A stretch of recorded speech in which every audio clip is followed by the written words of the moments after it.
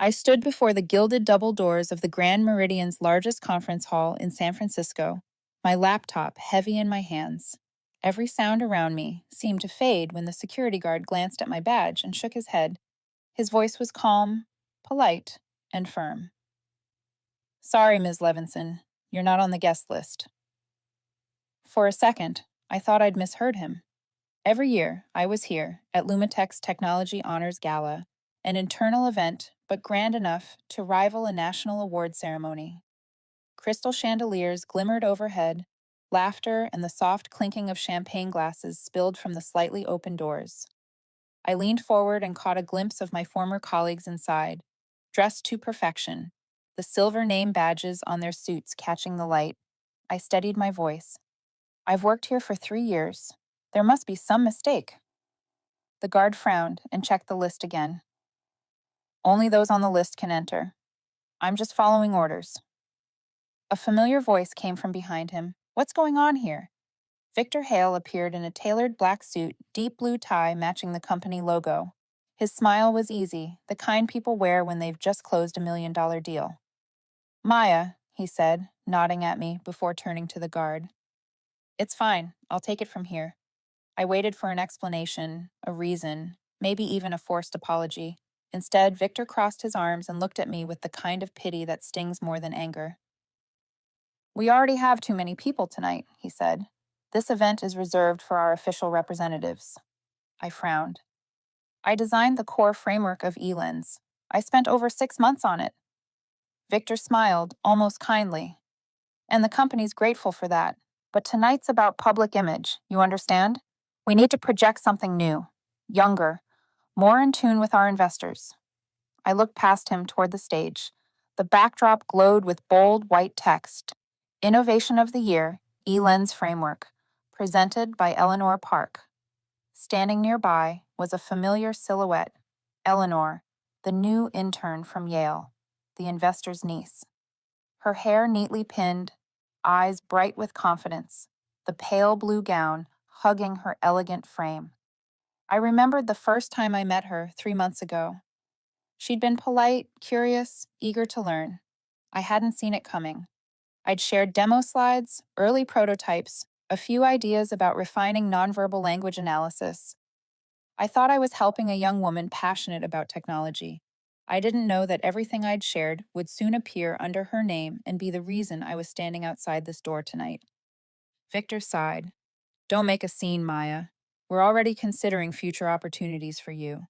This is just a PR event. It doesn't affect your position." I met his eyes. For a moment, I thought I saw something, maybe regret, or maybe just irritation that I wasn't playing along. I exhaled slowly, then opened my laptop. Victor tilted his head. "What are you doing?" I didn't answer, just typed a few lines, attached 4 files, selected the recipient list, and hit send. I checked the time, 7:04 p.m. Then I closed the laptop and looked up at him. "Check your email." I turned and walked away. I heard him call after me, but I didn't stop. I moved down the long corridor, through the grand lobby where servers were lining up trays of hors d'oeuvres, through the glass doors, and into the crisp San Francisco night. By the time I crossed the street toward the parking lot, my phone started buzzing, once, twice, then nonstop. I didn't need to look at the screen to know who it was. Everything I'd built, everything I'd prepared, was now in motion with a single click. 3 years of silence. 3 years of being the invisible backbone. 3 years watching others take credit for my work. Tonight, I didn't get into that room. That's fine. I don't need a seat at their table. I'll build my own. Have you ever been in a moment like that? When you gave everything, stayed loyal, and still ended up erased like you never existed? If you're still listening, thank you. Maybe you know that feeling, the quiet ache of watching someone else stand on a stage, soaking in the applause for something you created in silence. I'd love to know where you're listening from. On your way home, over your morning coffee, or in the middle of a sleepless night, holding back stories of your own. Leave a comment. And if you believe in quiet revenge, the kind that doesn't scream, just clicks at the right moment, hit subscribe. Because what happens next will prove one thing. Sometimes, silence is the strongest strike of all. My name is Maya Levinson. I was 31 that year, and people called me a great engineer who didn't know how to play politics. To them, that was a flaw. To me, it was a backhanded compliment. I wasn't born to go in circles. I was born to solve problems. I grew up in the northern suburbs of Seattle. Our house was small, tidy, filled with books and the warm light of desk lamps.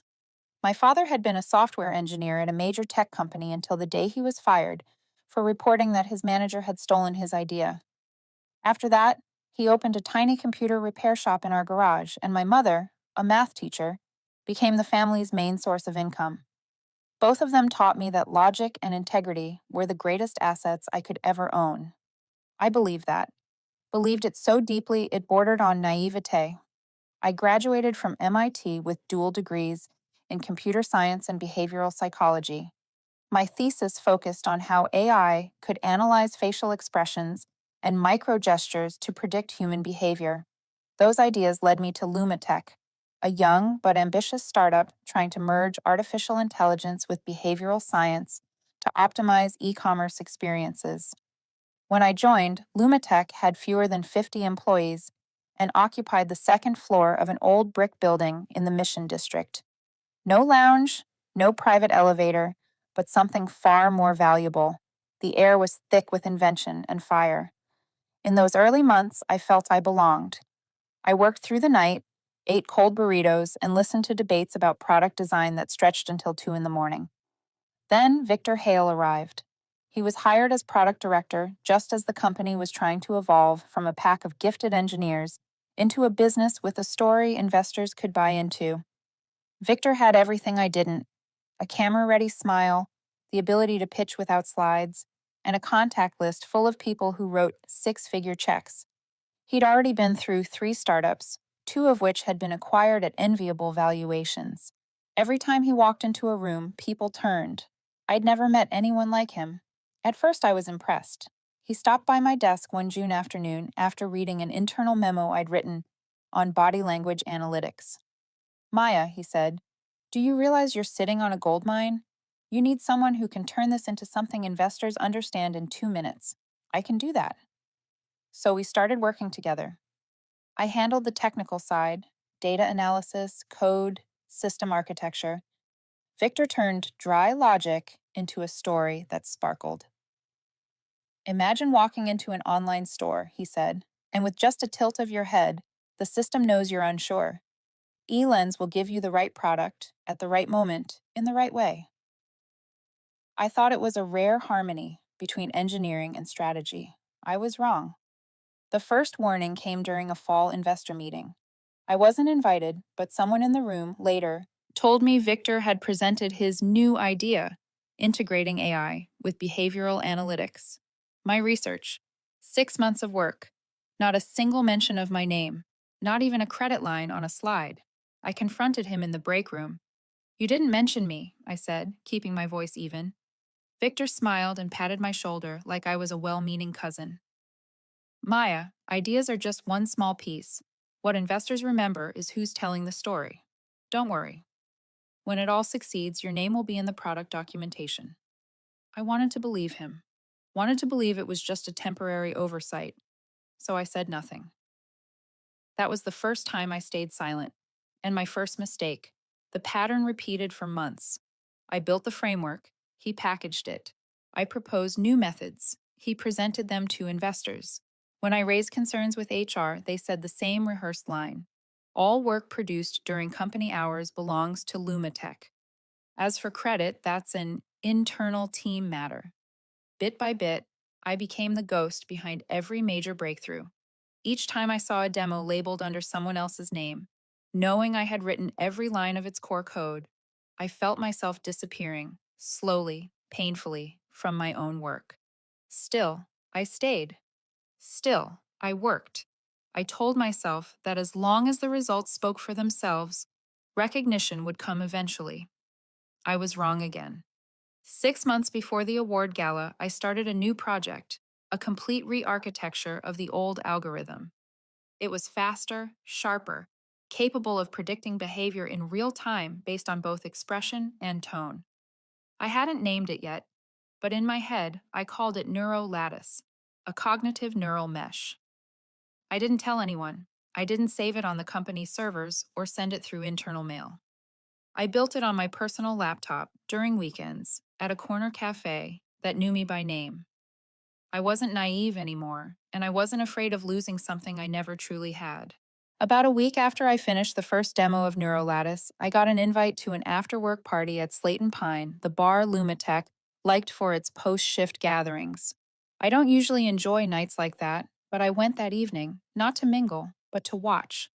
Lumitech was changing.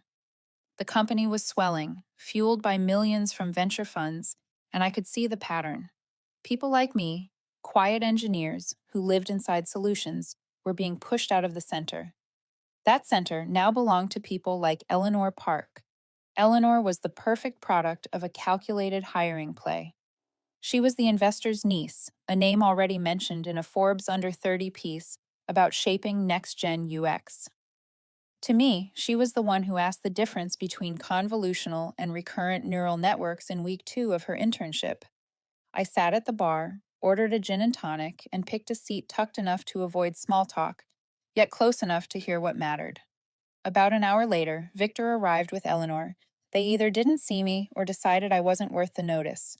They took a corner table a few yards away. The place was loud, indie rock turned just high enough to make everyone speak up. I have a skill that not many know about, a leftover from studying nonverbal behavior. I read lips. I sipped my drink, pretended to scroll, and watched. Good work, Victor said, his smile half the familiar charm. Your pitch to Redwood Capital blew them away. They called you a leader. Eleanor shrugged. They think that framework is mine, she said. Victor let out a small laugh that had an edge. As long as they invest, who you are does not matter. Don't worry, Maya is not the type to speak up, he said. A chill ran through me. Eleanor hesitated. I don't feel right about it. I only polish the interface. The core is Maya's. If this leaks, Victor cut her off and leaned forward. Listen to me, he said. This is not about who did what. This is about who looks like they did it. You are young, bright, and well-connected. You were chosen. Maya is what everyone expects a good engineer to be. Skilled does not equal chosen.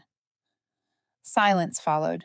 Then Victor raised his glass and clinked with Eleanor.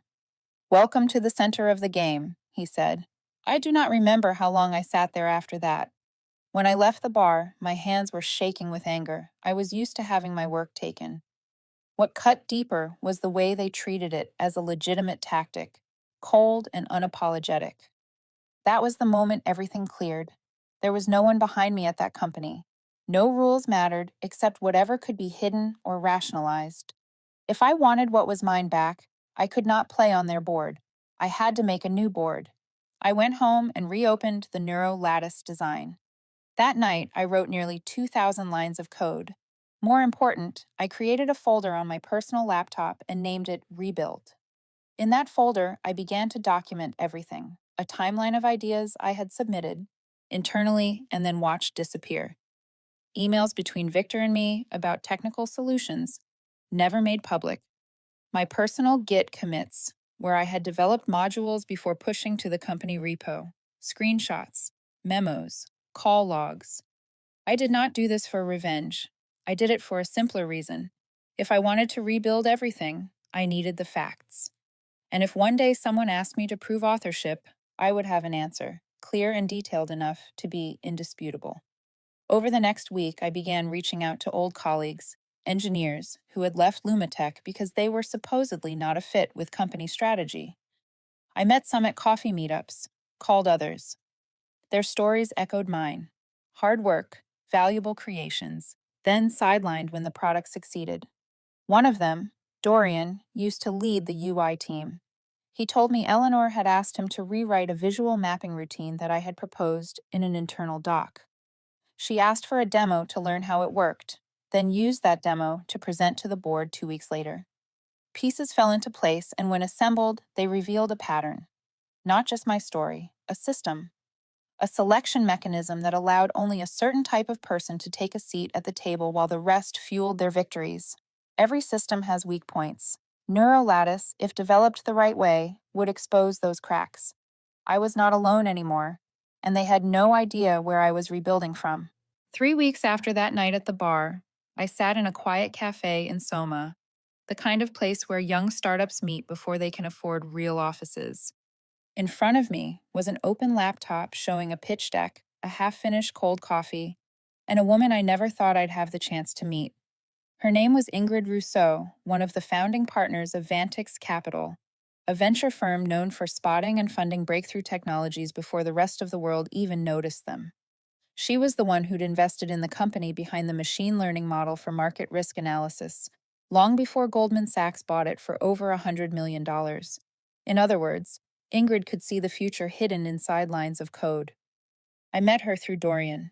After leaving Lumitech, he'd once pitched a project to Vantix. It didn't go through, but he kept the connection. When I told him about Neurolattice, he asked, "Have you ever thought about starting your own company?" At the time, I hadn't. But sitting at that cafe table, I said for the first time, "Yes, I'm ready." Ingrid watched my presentation without blinking. I explained how Neurolattice wasn't just a behavioral AI. It was capable of adapting to emotion, creating an almost subconscious dialogue between humans and machines. More importantly, I showed her that it wasn't a single algorithm, but an entire ecosystem. I had rebuilt the data architecture, redesigned the APIs, and optimized the framework for large-scale integration. When I finished, Ingrid stayed silent for a long moment before nodding. "You didn't come here to ask for money," she said, her voice steady and sharp as a hammer striking wood. "You came to start a reversal. I like that." I kept my expression calm, though a pulse of adrenaline ran through me. I can't promise success, but I can promise I'll be the last one off the ship. Ingrid smiled. "Good. Keep that spirit, Maya, and never go back asking for a seat at a table where you weren't invited in the first place." We shook hands. The first deal was a seed investment of $2.8 million, enough to establish a company, hire a core team, and file a provisional patent for the initial version of Neurolattice. I named the company Synapt IQ. The name captured the essence of the technology, a network of synthetic synapses that think and adapt like real intelligence. After that meeting, everything moved like lined up dominoes, ready to fall. I rented a small office on the top floor of a converted warehouse, a bright, quiet space where we could hold private meetings without echo. I chose my team carefully. Dorian took charge of UX. A former back-end engineer from Amazon handled infrastructure. Two product specialists from rival companies, tired of politics and performance theater, joined soon after. Every person I brought in had once been pushed aside somewhere else. All of them carried talent, precision, and an unshakable resentment that could be turned into drive. We made no announcements, no website, no LinkedIn, no startup registry. We operated like a shadow company, developing in silence, invisible to the outside world. I still went to Lumitech every morning, sitting at my old desk as if nothing had changed. But inside me, two realities were running in parallel, one that was already dead and one that was just beginning to breathe. That Thursday afternoon, Victor held a team meeting to announce Eleanor's promotion to head of product experience. She gave a short speech about Lumitech's new vision while everyone smiled and clapped. I clapped too, but my eyes stayed on the slide behind her. One section described almost word for word the concept of emotional interaction I had outlined in my demo file over a year ago. They hadn't just stolen my work, they were redefining it, without me. The following week, I filed the patent for Neurolattice. I chose the submission date to match Lumitech's internal awards ceremony, the one I'd once hoped my team would win. This time, I didn't care who got the trophy. I had moved beyond the need for their validation. In parallel, I began reaching out to potential clients. Through old contacts, I connected with three mid-sized e-commerce companies that had once used Lumitech's services, but complained that the platform felt soulless. I gave them access to a Neurolattice demo. The results exceeded every expectation. In all three tests, conversion rates rose by more than 30% compared to the existing system. One client said, We thought AI could only classify. Now it actually understands our customers. I didn't sign any contracts. It was still early, but I knew I had something Lumitech could never build, not just an algorithm, but belief. Belief that technology isn't only about selling more, it's about creating genuine connection between people and the world they move through, and I would never let them steal that again.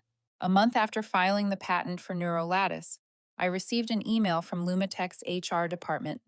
Subject line: Staff allocation for annual event and nominations for the Technology Innovation Award. I knew that ceremony. It was always held at the Fremont Plaza Hotel. Logos everywhere, cameras flashing, champagne speeches about vision and collaboration. The year before, I'd been on the short list for nomination, then removed at the last minute without explanation. This year, I expected nothing.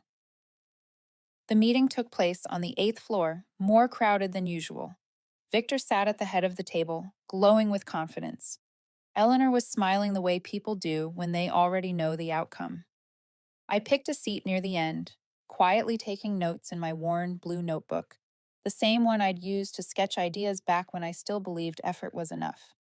Victor began with his usual string of praise: user growth, integration efficiency, quarterly gains. Every achievement he mentioned tied back to the platform I'd helped build quietly in the background, though my name was nowhere in sight. Then came the announcement for the Technology Innovation Award. Eleanor Park, Victor said, his voice rich with pride, for her critical contribution to reshaping user experience through emotional interfaces and proactive behavior prediction. Applause filled the room. Eleanor gave a modest nod, the kind that looks humble enough to disarm envy. No one there thought she didn't deserve it. I stayed silent. I wasn't surprised. I wasn't even hurt. It felt like watching an old play with the same cast, except this time I was sitting in the audience instead of behind the curtain.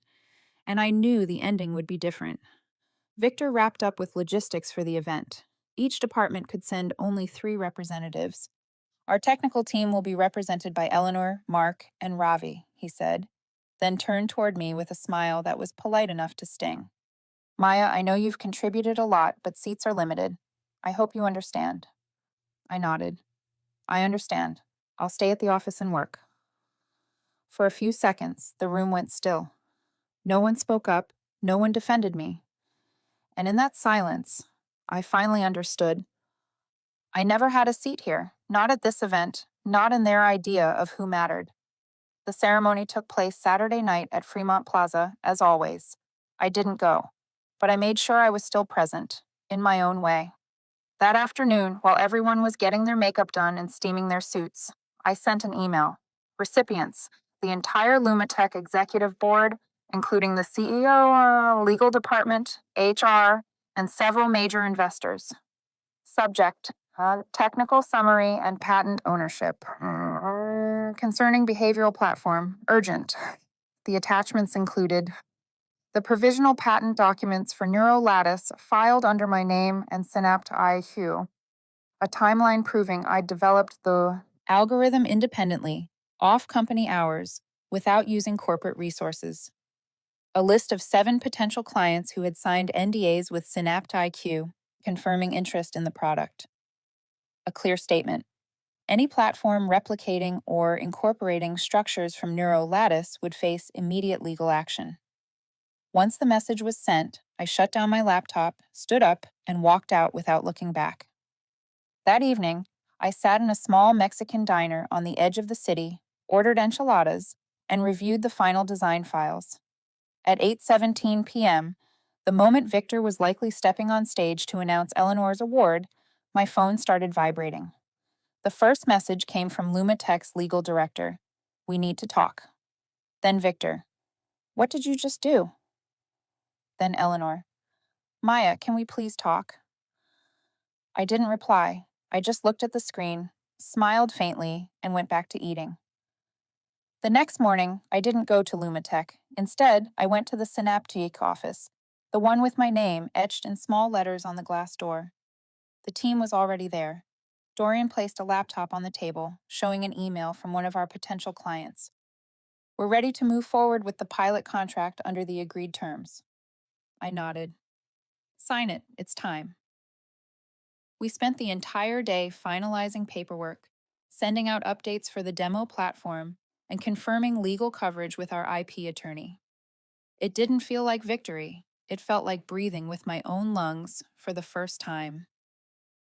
That afternoon, as sunlight poured through the small office windows, I realized something. I might not have stood on their stage, but I had built one of my own, and this time the seat at the center of the table belonged to me. 3 days after I sent that email during the award night, my phone wouldn't stop vibrating. The caller wasn't someone from legal, as I'd expected. It was someone far less likely, Vincent Hale, the senior executive director. He rarely dealt with the engineering floor, let alone came down to it. He said he wanted to meet in person to discuss the overall situation and clear up some misunderstandings. I agreed, but not at Lumitech's headquarters.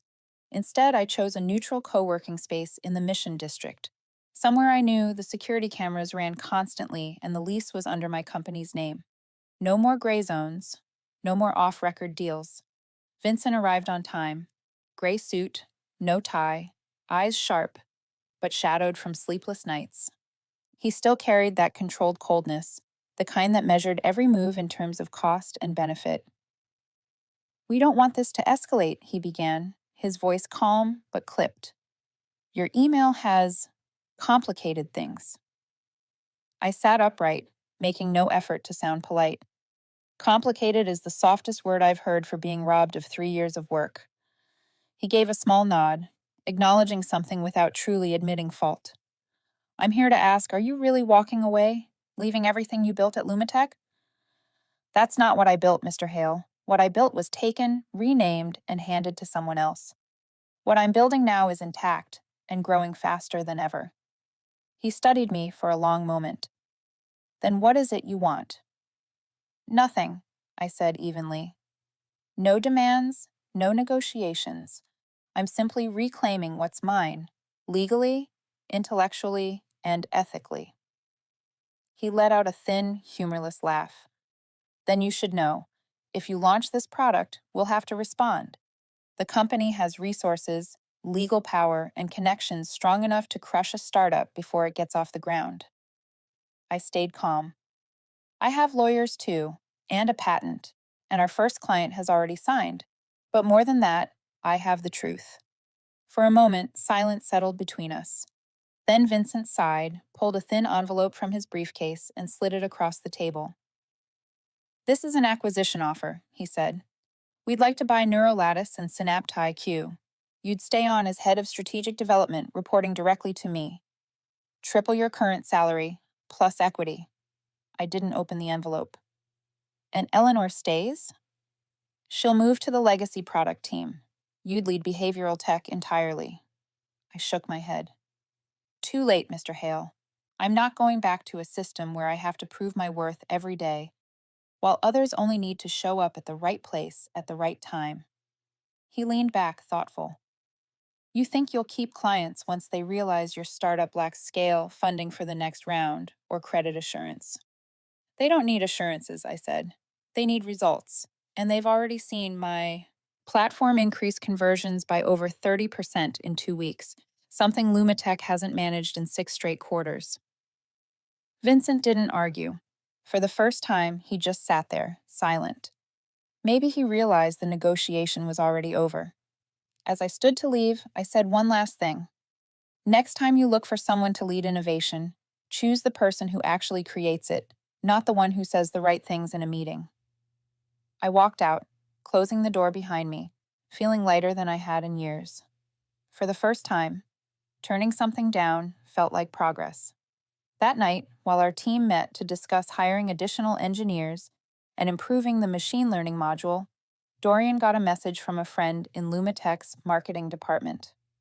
Eleanor had resigned. No announcement, no spectacle, just a sterile internal notice. I didn't feel triumphant or bitter. She'd been part of the same machine, smart, ambitious, but caught in a game she didn't invent. The next day, a video call came through from Ingrid Rousseau. She congratulated me for refusing the buyout and informed me that a new investment group, Ellison Ventures, wanted to join our pre-Series A round.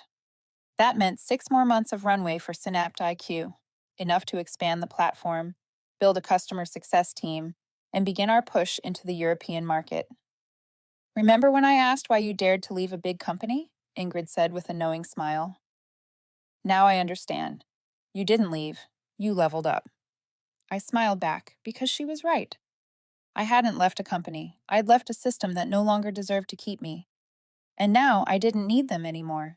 They couldn't say the same. 2 months after my meeting with Vincent, Synapt IQ officially signed long-term contracts with 3 major clients in e-commerce and finance, companies that had once been with Lumatech.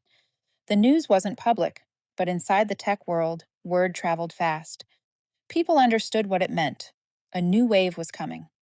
We moved out of our small Mission District office into a larger space near South Park, an address that had once been the starting ground for several Silicon Valley legends. Dorian joked that location has its own kind of startup feng shui, and for the first time, I felt it too. The place didn't feel like a temporary hideout anymore. It felt like a real company. I started hiring, carefully, not by the length of a resume or the prestige of past employers, but by one thing: the look in someone's eyes.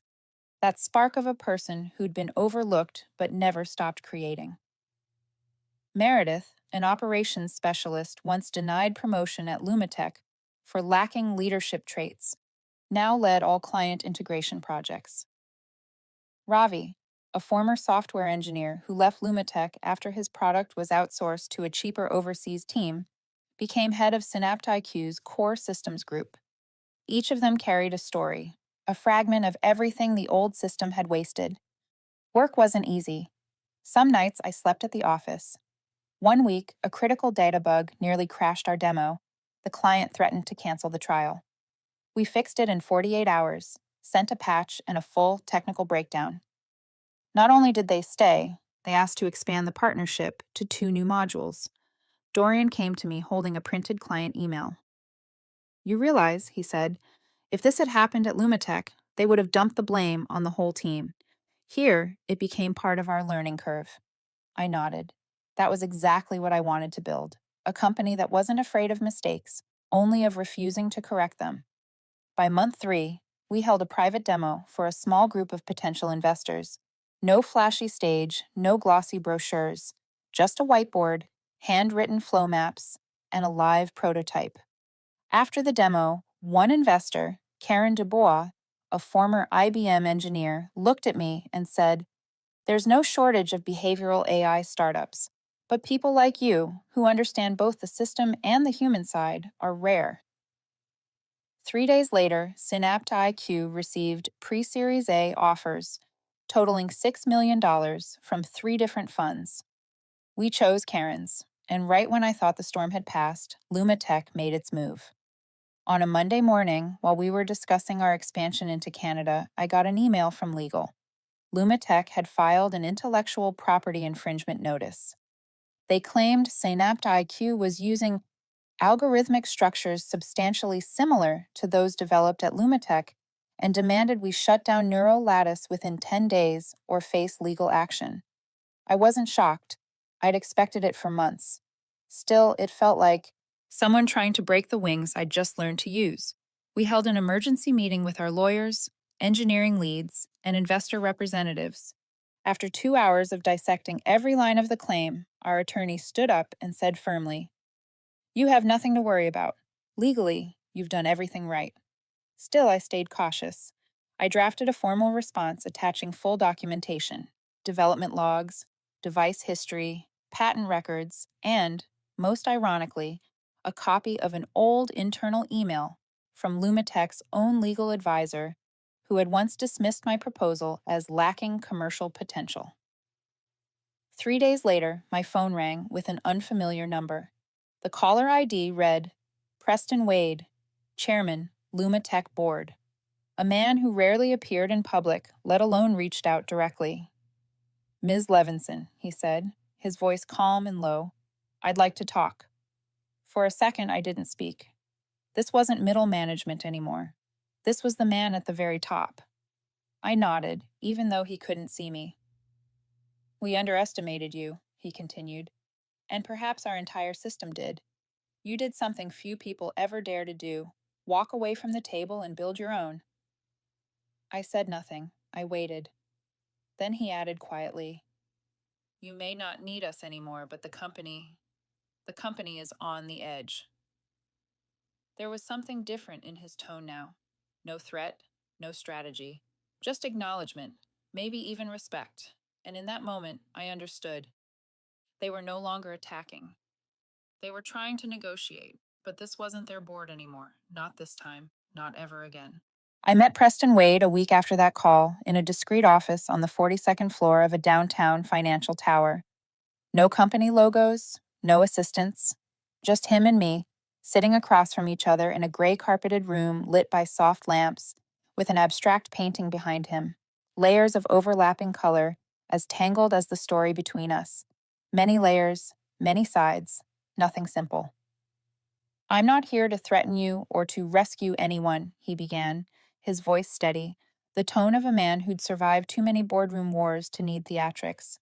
"I asked you here because if you keep going the way you're going, Lumatech won't be able to compete within 6 months. You know that." I didn't deny it. Synapt IQ's latest build of Neurolattice was already running pilot programs in 3 countries. Our platform wasn't just faster, it was learning faster, thanks to the reinforcement learning module Ravi had developed and the adaptive feedback system Meredith had designed. Lumatech, weighed down by layers of management and constant turnover, couldn't catch up if they tried. "You can maintain your pace," Preston went on, "but to scale globally, you'll need more than funding. You'll need legal infrastructure, international compliance, deployment networks, things that, whether anyone likes it or not, are still in our hands." I studied him. This was a negotiation, but not like Vincent's. No condescension, no attempt to dominate. He spoke like a man addressing an equal, an opponent, not a subordinate. "And what do you want in return?" I asked. "Nothing major," he said, a faint smile at the corner of his mouth. "We'd like to acquire 35% of Synapt IQ. No operational interference, no rebranding, just a strategic stake." I sat silent for a few seconds. On paper, it was tempting. 35% at our current valuation meant enough capital to open 2 international offices, double our staff, and accelerate rollout for the next 6 months. But I knew better. Money is never just money. It always comes with strings, some written, some invisible. "I need time," I said. Preston nodded. "I won't push. You've already won a major round, Maya. I just hope you're thinking about the long game." When I stepped out of the building, a light rain had started. Each drop against my shoulder felt like a reminder. In this world, every victory has a cost. That evening, I met with the leadership team and told them everything. Every word, no embellishment. Dorian spoke first. "This is what they do. When they can't outrun you, they buy you." Ravi tapped his fingers against the table. "But without new capital, our growth speed will cap out. Competitors are already watching us." Meredith stayed quiet for a while, then looked straight at me. "The real question is, what do we want to become? A startup that flashes and fades, or a company that endures because it kept its core intact?" Didn't answer right away. Not because I didn't know, but because I wanted all of us to answer that together. 3 days later, I returned to the 42nd floor. Preston was standing by the window, looking down at Wall Street like a general surveying a battlefield. "I'm not here to sign," I said. "I'm here to thank you." He turned, one eyebrow slightly raised, as if he'd seen it coming. "I thought about it carefully," I said, "and I realized what I'm building isn't just technology. It's a new way of working, a model where every voice matters, where people aren't buried under titles and politics." I placed a document on the table, the new Synapt IQ charter we'd rewritten over the past 3 days. "We're opening a Series A round, strategic investors only, but with limits. No one can own more than 15%, and no one gets a board seat." Preston smiled faintly. "You're smart.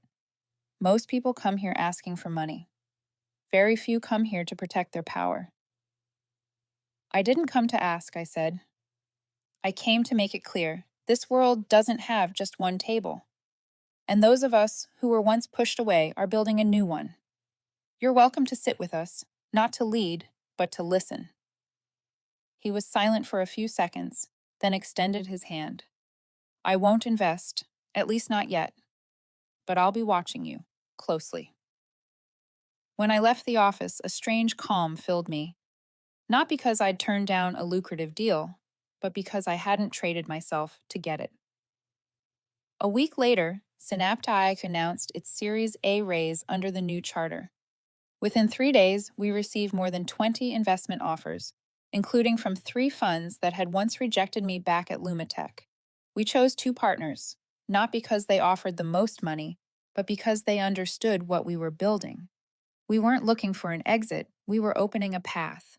And the same people who once shut us out were now standing outside, watching, waiting to see if this new table could stand.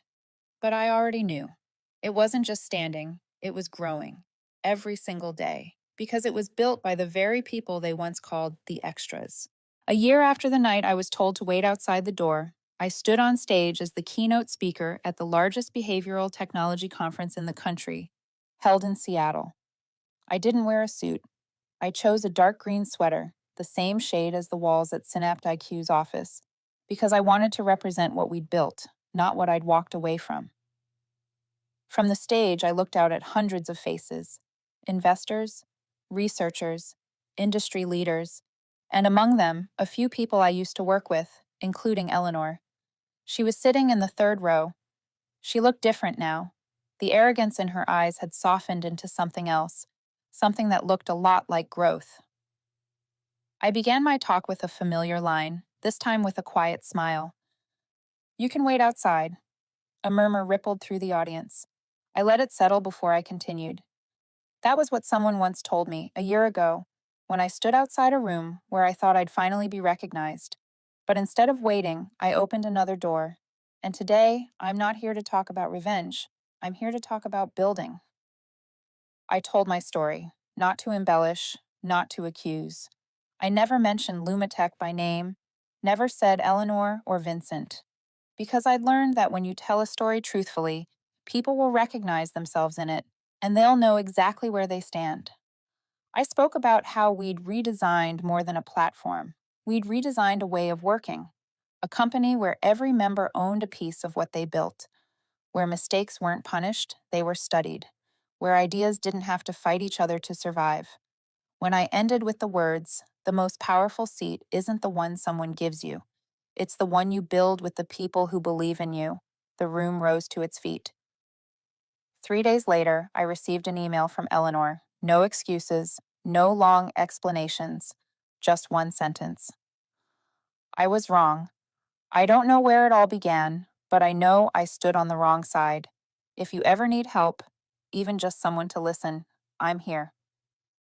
I didn't reply right away. I saved the message, not as a reminder of victory, but as proof that people can change if they're brave enough to admit they were wrong. That same week, Synapti closed a partnership with a European firm, our first step toward expansion in Berlin. We now had over 50 full-time employees from 8 different countries, speaking 12 different languages, all sharing one: trust. I still arrived at the office first every morning. I walked the floor, checked in with the engineers, listened to the UX team's new ideas, and sometimes just made coffee with Dorian. We weren't the ones who left the old game anymore. We'd become the ones designing the new one. One quiet Saturday evening, I stood on our rooftop terrace overlooking the city. Across the river, I could see Lumitech's building. The lights were still on, still busy, but I felt no bitterness, no anger, just a nod to the past that taught me sometimes you have to leave to truly grow. I remembered the night I'd walked away from that award ceremony. The echo of that sent email still heavy in my chest. Back then, I had no idea what would come next. I only knew that if I didn't act, I'd stay the same, forever waiting outside. And now, I want to say this, not just for me, but for anyone listening. If you've ever been pushed away from the table, told you're not ready, not connected, not enough, remember this: you don't need their invitation. Build your own table, and one day, the same people who turned you away will ask for a seat. Just believe that what you're building matters and keep building. We started with an email. Now we're rewriting the entire framework. And that table, the one I once dreamed of sitting at, is right here in this office. Not reserved for me, but for everyone who was ever told, you can wait outside.